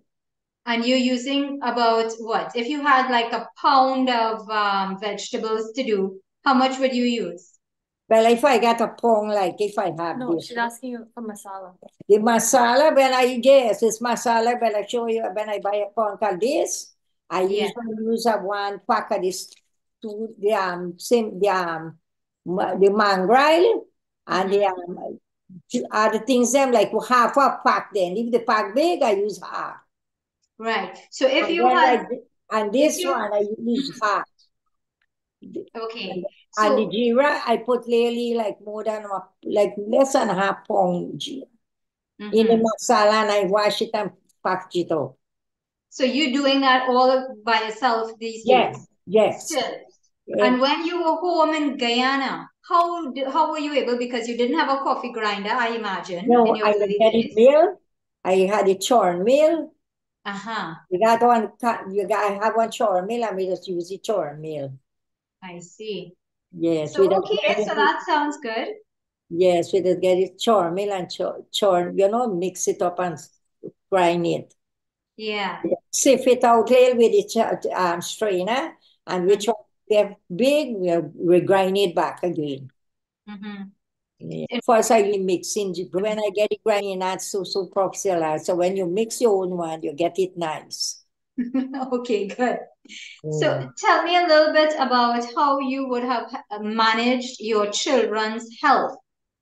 Well, as usual, when I get them, as usual, I get them very hard. And, as usual, when you get children, then you got to go through a lot of struggling.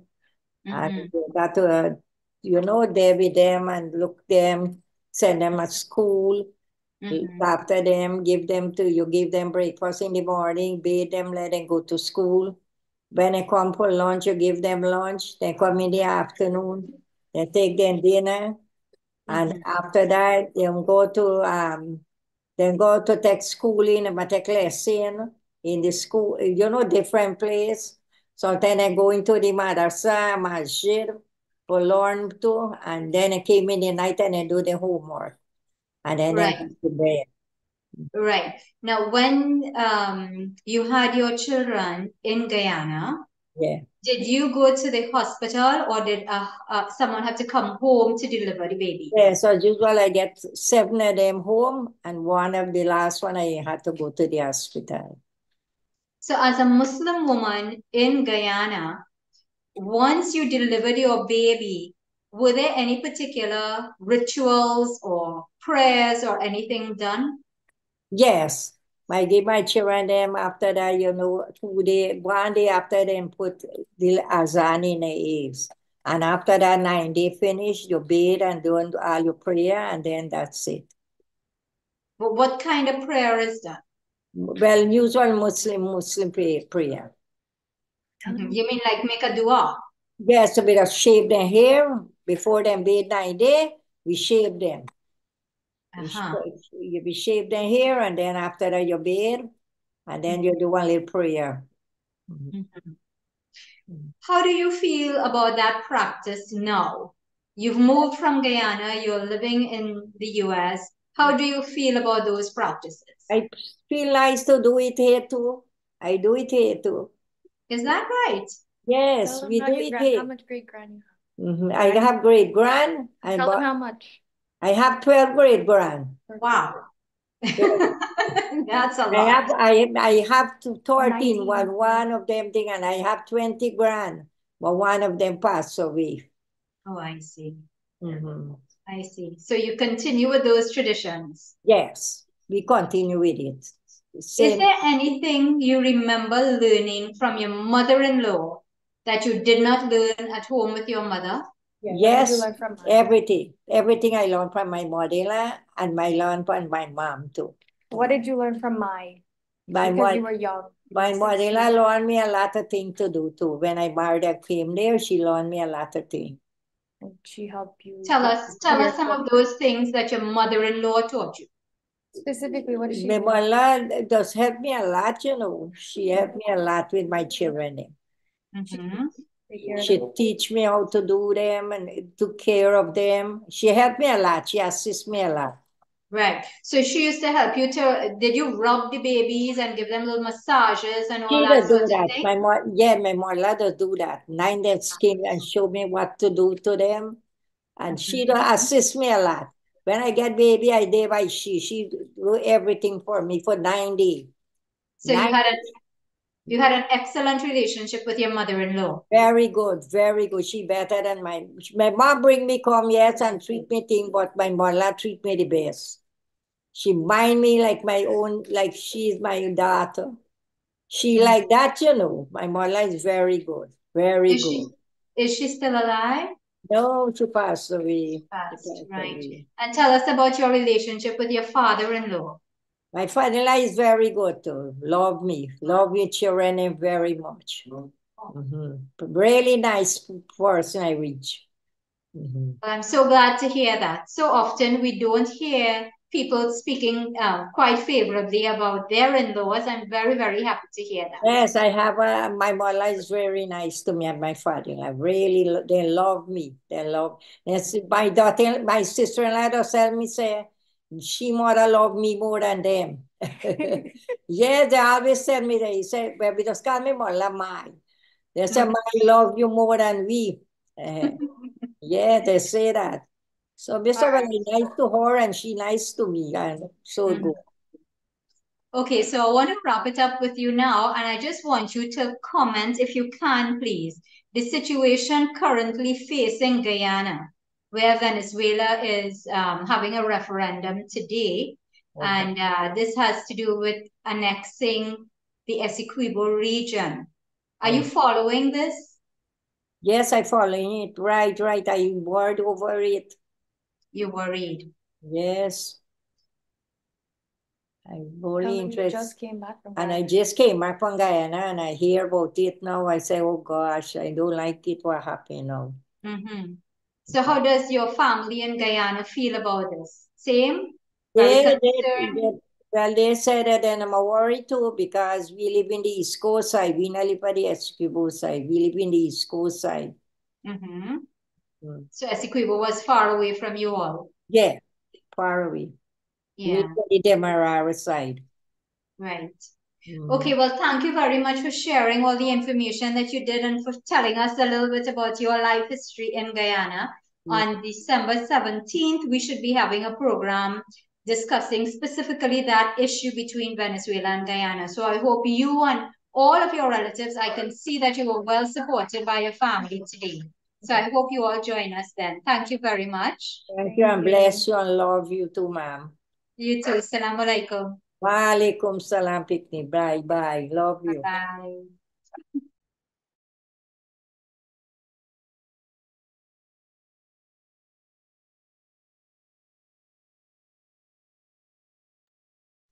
I muted myself an error. I'm so sorry. So, ladies and gentlemen, that was Bibi Nisha Ghani. We were so happy to have her. And I think we should move on now to our next speaker. And this is none other than Dr. Dave Ramutal. He's 83 years old, although if you see him, you would never guess that.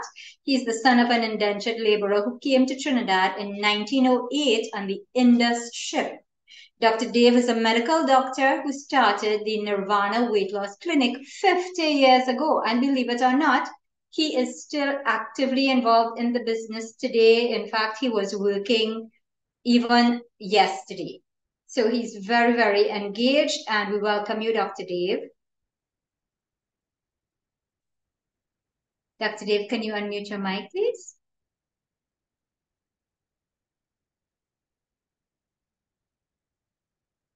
Okay.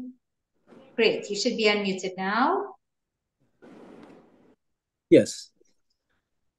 All right, so welcome. We've been waiting a long time to have this conversation with you. Well, I've been enjoying all the interviews you conducted before before I came on.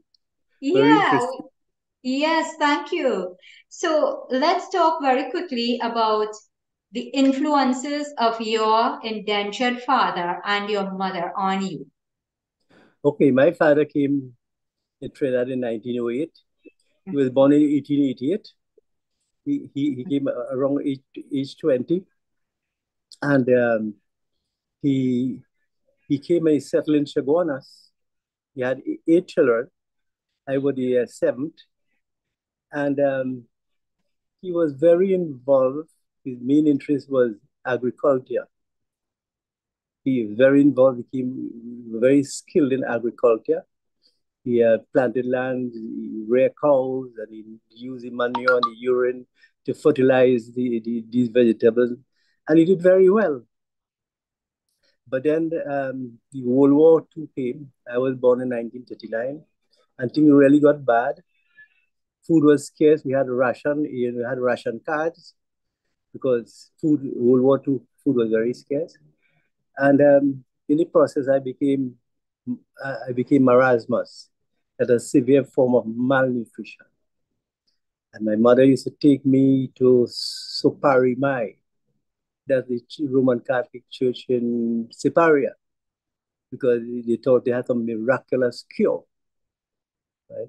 So I grew up, and my father lived by the principle. He believed so much in agriculture. He used to say it in Hindi. He says, "Sabse bhala rupaya, sabse bhala rupaya."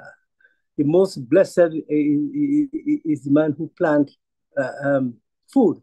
The birds live, the insects live, the worm live, even the thief lives.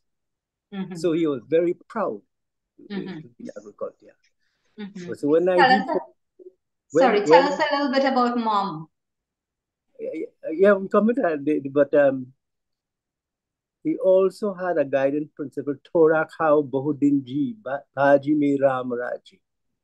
Eat a little bit and live long, right? Yeah. So when I was 24, I had grown fat. He still remained thin.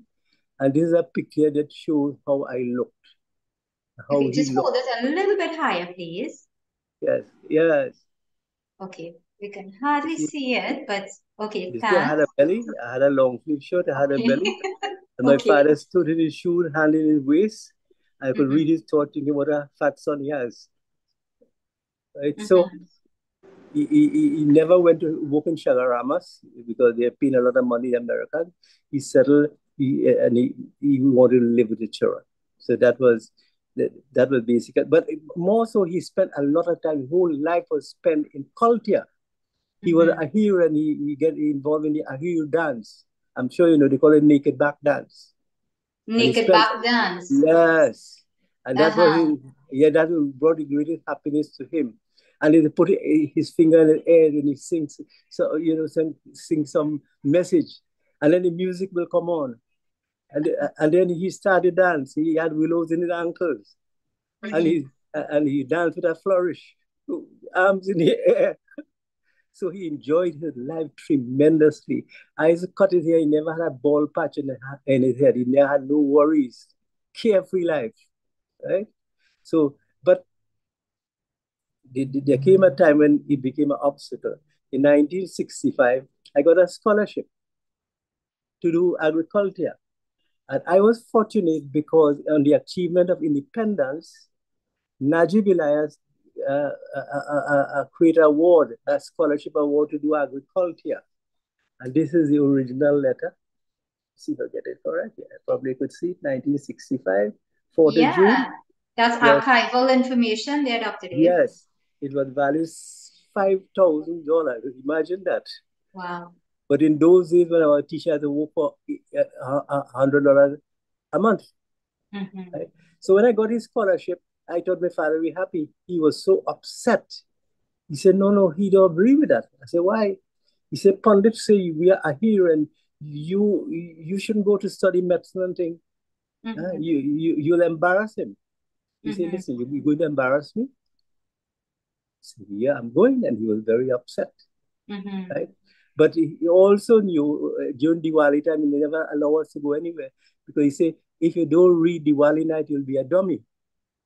So if you don't read, so what were you supposed to read on Diwali night?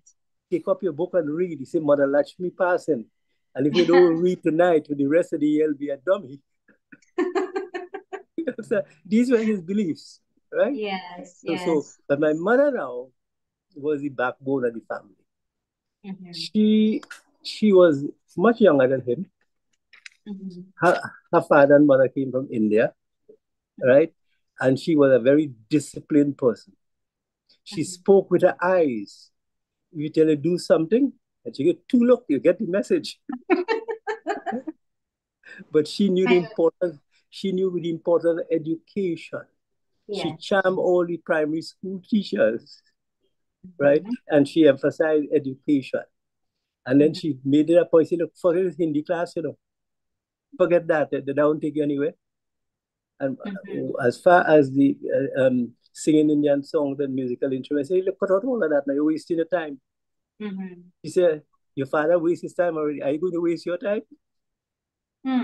Right? And she kept the family around, and she was very thrifty. She always said, if you work for 10 cents for the day, you save 3 cents. Never spend everything. Right. Right? And she had a sense of beauty. She was well put together. I remember my father died. You had to shave your head. So I told her, I want to shave her head. He said, you going to shave your head? What's wrong with you? Your hair is so pretty. Forget that. You understand? So she was a radical. You radical, right? And when it came to scholarship, she said, listen, forget all this agriculture. He said, a farmer will always be a farmer. Right? Forget farming. Go away. But she said to me, he said, listen, I have to tell you, go. But if I'm to follow my feeling, I say, don't go, because with you are wrong, I'm happy. But he said, if I take that point of view, I'll be sacrificing your future for my happiness. So he said, go. Right? So I had her blessings. And I remember the night before I left, she told me, she gave me some interesting advice. He says, son, you're going to university. Study hard. Enjoy yourself. But don't put any person, guilt children in trouble. You understand? I see. She was very, very upright about that, right? And you followed her advice. Good advice, yeah. And she also was very philosophical. She always gave me good advice. She said, son, you could learn from the bird, the snake, the air, the river. She said, not wisdom is everywhere. He said, look at the bird. He has a nest, he has 4 eggs. The eggs hatch. One bird go north, one go south, one go east, one go west. Never to see each other again. He said, in the same way, do not allow your immediate family to exploit you, to hijack you. They'll try to. So don't fall into that.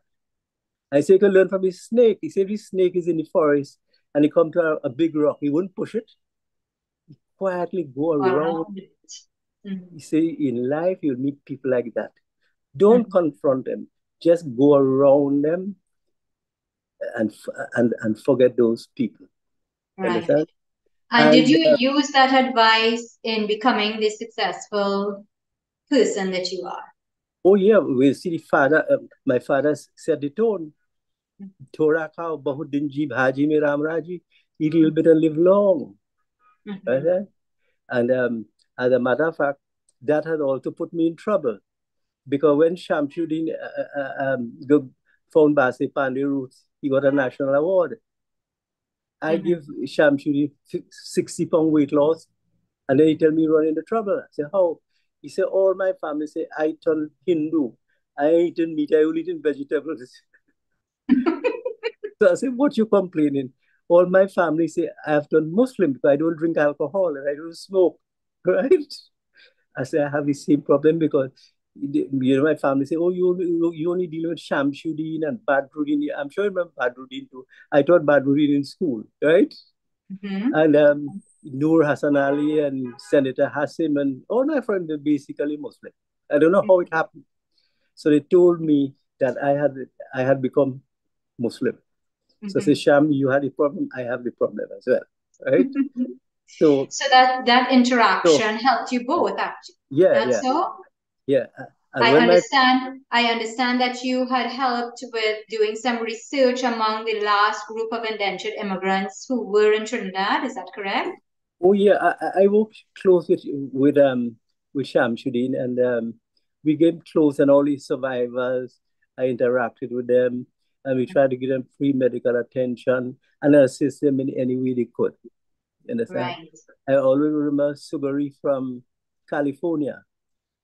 When we did the research, Champion found out Sugary and my father came in the same, it's in 1908 in the same vessel. So I went to see her. I said, tell me something about my father. He said, son, listen, I was 4 years old. I don't understand. I don't remember anything. And my father was 20. And because of that, it was a kinship. And I learned from her as well. She lived 110 years and she was 91 pounds, right?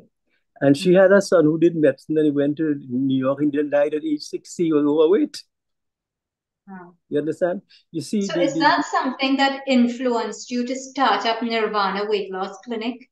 Well, you see, when I went to medical school, I was fat. And when I entered, I was the probably fattest student in that admitting year. I realized something was wrong with me because I was really studying and eating rice and roti and getting fat without realizing it. So then I realized I had a problem. So I say, I have to solve this problem. I say, if you don't, and you go to Trinidad, your patient say, physician, heal thyself. So I started working on it gradually. And I remember. Can you tell us what you did? Well, first of all, I couldn't cook because in those days, only girl children cook. Boys didn't learn to cook. That was part of our culture. So when I went there, I told my friend, I said, something wrong with his food. He said, what? I said, basically, it tasting food. It tasting like food. It tasting like, too bland. He said, oh, you eat curry every day. So I eat curry. So what I do, I say, well, I could use this now to work on my problem. So I start buying vegetables, which I didn't have to cook, right? Buy some biscuits, right? Put it together, work on it, and then every week I have to check my weight and even 2 or 3 pounds. I feel very happy. And then I'll have one meal and then keep doing it every day until I see the graph coming down. Right? So you switched to heavily starched foods to essentially raw foods. A vegetarian, yeah. Vegetarian, but raw. Yeah. Well, I couldn't cook, so I had it raw. You could cucumber raw, carrot raw, right? Most of it was raw, right? And I was working an experiment, it was working. So I came back a year for holiday and, I was home and my mother was talking to a friend and I overheard a conversation. She told her friend, my son's studying hard, Look, you get 10. If you come home and you spend 3 months and I feel you look good again. She felt good health was a round face, right? Yeah. So I kept it. So when I graduated, I came back in 1972 and the oil boom came in 1974. And all the fast food started setting up a franchise in Trinidad. And to the point where our prime minister said money was no problem. Oil price went from $4 a barrel to $134 a barrel. And I see all my patients getting fat, the elderly. So then they realized that before I went, I was overweight and see a thing. So they come to find out what is his secret. So as I gave them advice outside the office hours, but then I realized more people are coming for advice about weight loss than traditional patients. So I put an extension in my office. I recruited additional staff and give them the blueprint, and we started the weight loss clinic. Understand? And Dr. Dave, how many people of Indian descent come to you? Is it more people of Indian descent or is it the same as others? Unfortunately, I must say, the people of African descent spend more time. I say African woman hunting for beauty, Indian woman busy cooking roti, killing the whole family, right? They go to Kashi temple Thursday and Friday to go KFC. You go to the mosque on Friday and then you go to the KFC. You tell them to eat vegetables, say, I can't swallow that. How will I eat that? You understand? You understand? But the African people, especially around Carnival, oh Lord, they will spend the last money looking good. You understand? So, but most of the women, you see, men work for the money and the women spend the money. That's the truth about it. Because beauty is power. Most women realize beauty is power, and an enchanted smile, you cut any guy's throat, right? You understand? And then we read the text to get people to change their lifestyle. I walk through people and their beliefs and their culture. For the Islamic people, I remind them, eat small bites to keep the backbone straight. A high stomach is the abode of all disease. Mankind has never abused a container worse than the human stomach. And if you had to eat, you divide the stomach in three parts: one for water, one for food, and one for air. Right? And after the five salat, what do you follow as the Prophet? After the five salat, what should I ask for? He said, good health. He said, after what else? He said, good health. He said, after. He said, good health now and the hereafter. Yes, sir? And Allah loves beauty. He said, if I go to China to beauty, go. And in Jannah, they have beautiful women, houris, dancing damsel, never get old, blue-eyed, thin waist, and blonde hair. You understand? That's why people tie a bomb around the waist and kill other people who know they go in Jannah. That is the power of beauty. You understand? And beauty is power. And if you go a little bit for the Hindus, the same mantra may Torah Kao Buddhi Ji Baji Me Ramraji. 1 meal a day a yogi, 2 meals a bhogi, 3 meals a rogi, and 4 meals a mahakori. I'm sure people understand what I'm saying. I hope people understand what you're saying. 1 meal yogi is a disciplined person. 2 meals a bhogi means a lover of food. And 3 meals a rogi is a diseased person. And when it's 4 meals, from a mahakori, a couch potato. Yes, sir? So obesity sets in year 4. So you Ramadan, fasting was prescribed before you, after you, and beyond you. So I create, I have a Muslim Ramadan, I have a Hindu Ramadan, I have a Christian Ramadan, same Ramadan working. Yes, and say if you have enough food in your house and security and good health, it is as if you own the treasures of the entire universe. I use all these things to influence. You see, to get people to change your life, it be inspiration rather than information. Information won't do anything. So you work with your culture, you show appreciation for it, and it works, right? It's true. And for the Hindu, I say you can't get you can't get Satyam until you get Sundaram. Sundaram is beauty, and Satyam is truth, and Shivam is God. So you can't see Shivam when you get Sundaram. I see the basis of everything. I see Mother Lakshmi say, any lady have a fat face, can't see her face. Lord Krishna had 3,000 beautiful women called Gwalins that he danced with, and none of them were overweight or have arthritis in their knees. Right? And for the Christian, I say to all the birds of the air, to all the beasts of the earth, everything that creep on this earth, I give you every green plant and that shall be your food. What are you going to exercise? Every green plant shall be your food. And you stick, you will lose your weight. You eat angelic food and you get an angelic look. If I give sublime food, you get a divine shape. You understand? And this is what I spend my life doing, influencing people to change their lifestyles. Right. Dr. David, let me ask you this. Yes. How many people come to you would have gotten some kind of treatment, actually been successful and happy as a result of the outcome? How do they maintain it after? Oh, to lose the weight is the first job. To maintain it is a lifelong challenge.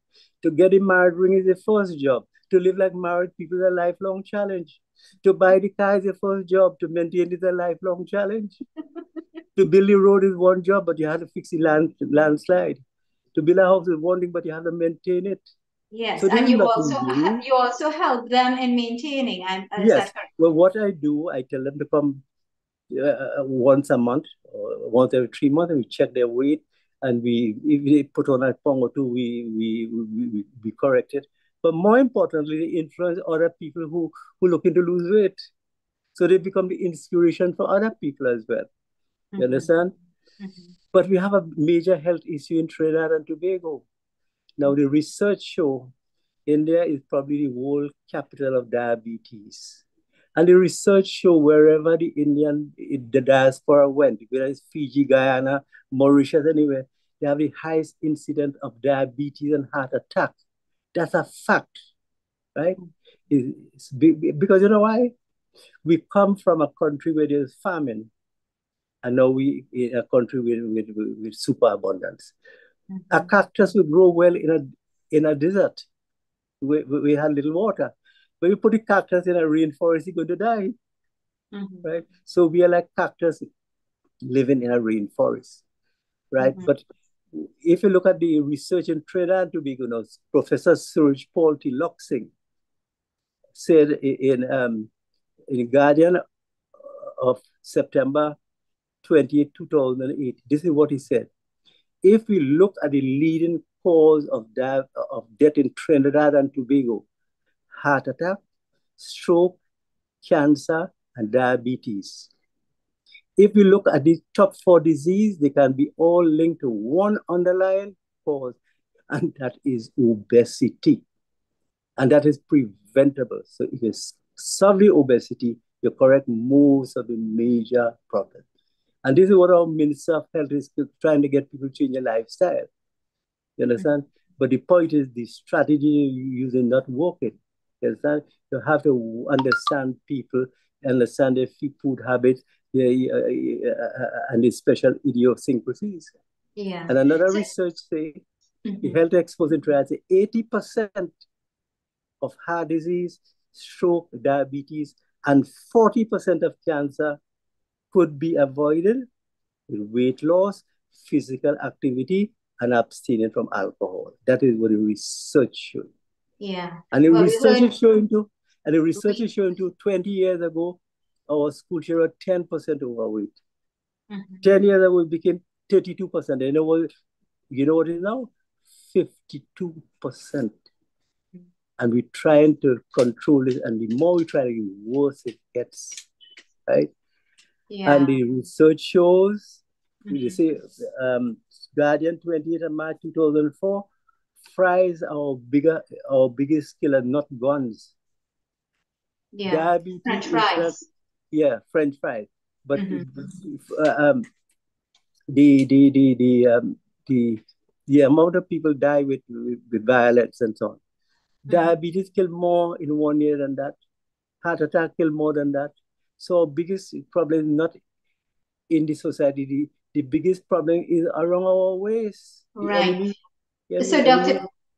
Dave, that's extremely valuable information. And we want to kind of wrap it up now. I want you to please give people some advice. You know, we have a particular, we people in the Indian diaspora, we have a particular love of certain types of foods. That's correct. You see, so what would you suggest? What would you suggest we eat less of? Right. Okay. It is simple. Our parents come to cut cane and dig drain, to the heavy manual work. And it was appropriate for them to eat heavy duty food, rice and roti and, kachori and dal, everything. But if you do white man, how you eat slave food? You must get fat. It's true. You have to get your food, your calorie input matching your output. So the first advice is let your food be your medicine. You don't take out rice, but ask me how rice.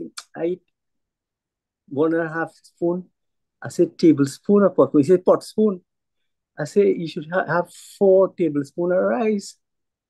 Because how are you going to burn it out? What's the point you eat it and then take 2 hours to go and burn it out? And it doesn't make sense, right? I go up Chancellor Hill. If I do 4 miles, I burn out 280 calories. If I buy a muffin, it's 450 calories. And what about sada roti? What about sada roti and fry aloo and so on? Sada roti, the Rani roti that you use in the market, that is 600 calories. A double is 600 calories, right? So we could eat 1 double for the day. Yeah, but the point is, adds up. Yeah. And then you have to look at the effect of the oil and all kind of things. If you eat natural food, you don't have no chemicals. Right. So if we're going to buy kachori and sahina and all that, how much should we have? Well, if you want to lose weight, that's not an option. If you want to look good, that's not an option.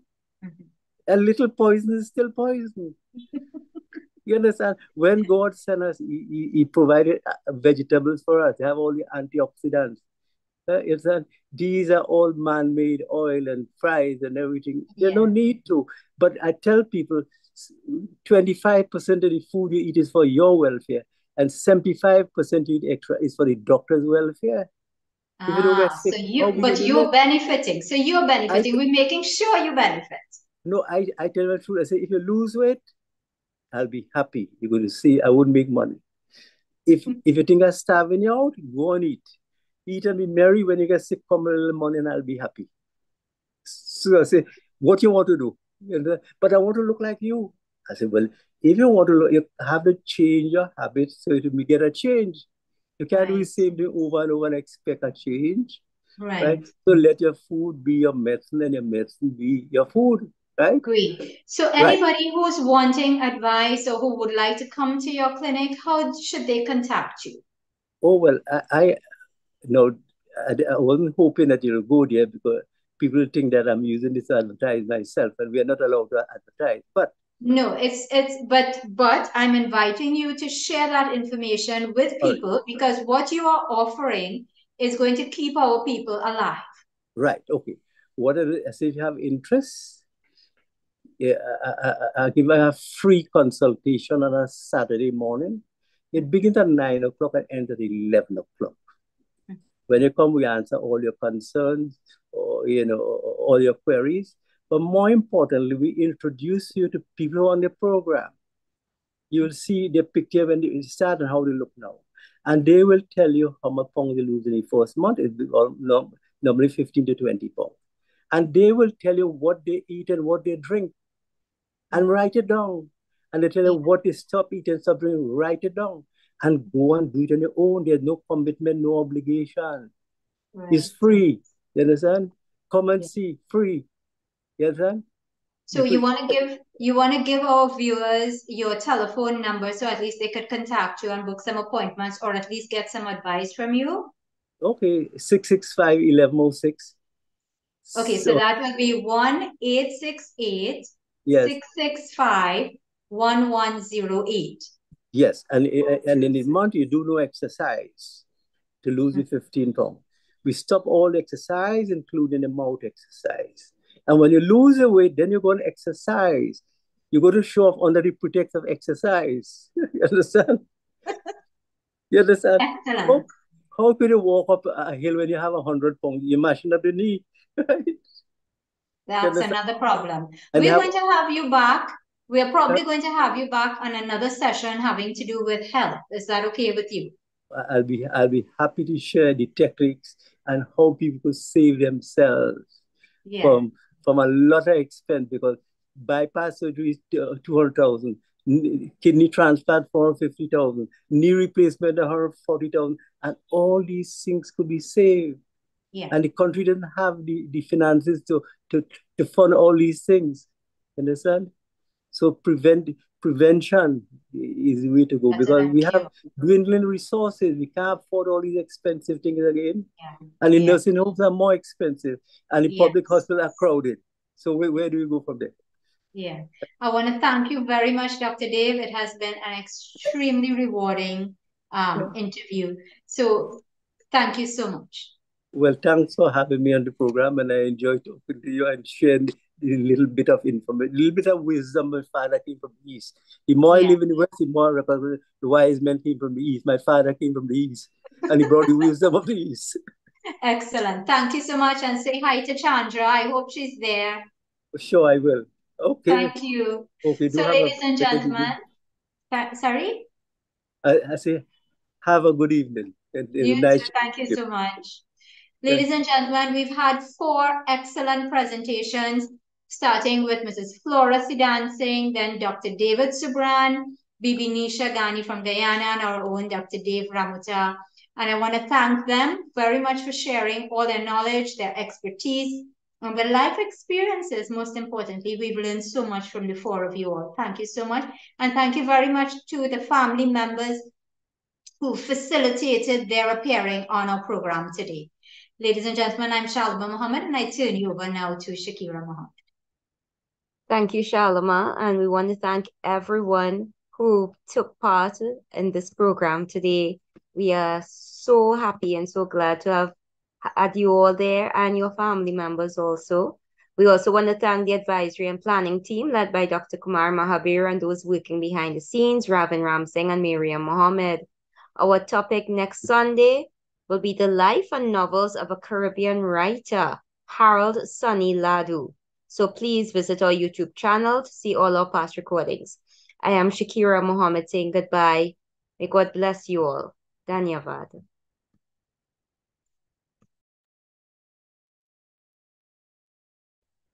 So wonderful program. Thanks to all of you, and a lot of people stayed on towards the end. We went over time today, but it was enjoyable. So Ravin is going to end any minute. So if anybody wants to say anything, your last chance to end.